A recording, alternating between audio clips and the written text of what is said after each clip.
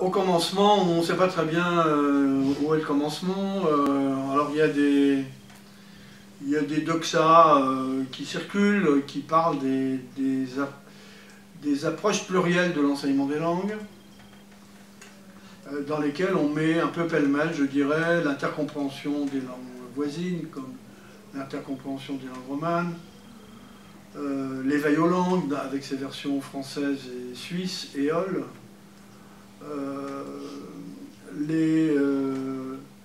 les travaux qui ont été faits dans les années 80 sur le rapprochement de la didactique de la langue maternelle et des langues étrangères.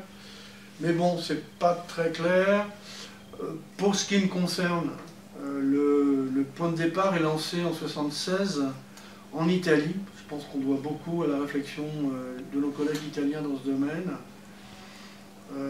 Elle est lancée par un document qui est passé inaperçu en France, évidemment, parce que la circulation de ce genre de texte n'est pas facile, n'est pas universelle, et puis bon, il y a des barrières linguistiques et toutes sortes de choses, qui est un document rédigé par Tullio De Mauro. Tullio De Mauro, qui est l'éditeur de Saussure, le plus connu comme l'éditeur du cours de linguistique générale en France, mais qui a animé la réflexion sur l'enseignement des langues de scolarisation, surtout, mais pas seulement, en Italie. Il a été ministre de l'Éducation pendant un très bref moment, linguiste, évidemment, jusqu'à sa disparition il y a très peu de temps. Et donc c'est dans ce document qui s'appelle les 10 thèses pour une éducation linguistique démocratique. Les 10 thèses pour une éducation linguistique démocratique, 10 tesi per un'educazione linguistica democratica, qui a été relayé par des associations d'enseignants italiens, d'Italiens d'abord, et puis par la société linguistique italienne, ASLI, et puis par aussi assez largement l'association des professeurs de langue en italien qui s'appelle LEND, Lingua e Nuova Didattica, qui s'est fait l'écho pendant toutes ces décennies de ses préoccupations et de ses travaux. Bon, moi, il se trouve que j'étais en Italie, donc j'en ai entendu parler. C'est un peu par hasard que les choses se sont faites. Non seulement j'en ai entendu parler, mais je les ai lus. Et on est en train de boucler un volume d'hommage à Tullio De Mauro, qui va sortir chez Lambert Lucas l'année prochaine, je pense. Et moi, j'ai fait mon papier sur les 10 thèses. Sur les 10 thèses, j'ai proposé une traduction. Bon, il n'y en a pas. Parce qu'il n'est pas traduit. Il a été traduit partiellement dans une étude du Conseil de l'Europe, qu'il faut aller chercher du côté des études du guide, que moi j'avais commandé à une collègue italienne, hein, sachant la pertinence. Donc il y a une traduction partielle. Moi j'ai reproposé une traduction partielle parce que je n'avais pas assez de signes, et donc les directeurs de l'ouvrage ont été intraitables. Donc voilà.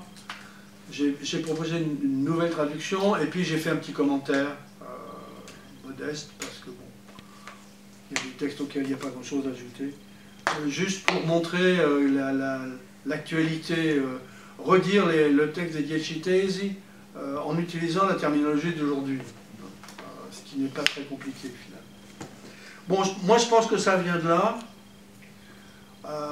Je pense que la préoccupation pour un enseignement des langues communicatif ouvert aux autres disciplines, c'est présent dans les 10 thesi, même si c'est présent de manière très discrète, mais c'est très présent.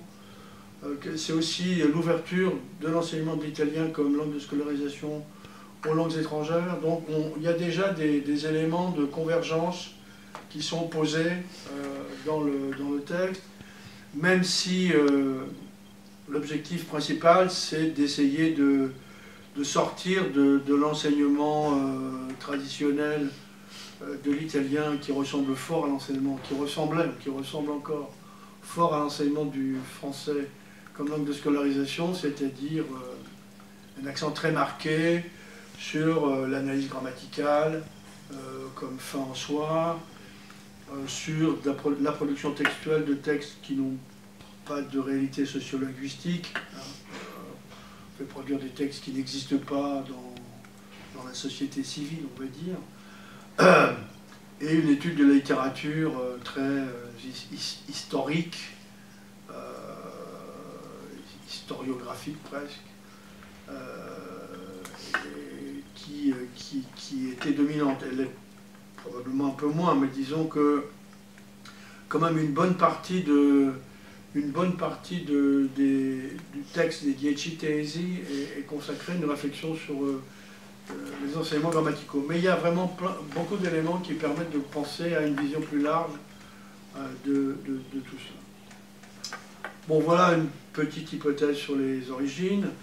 Une origine certaine, alors, c'est le texte de 98, je crois, de Daniel Coste, Daniel Moore, avec 2 O, et Geneviève Zarat, qui s'appelle Compétences plurilingues et pluriculturelles.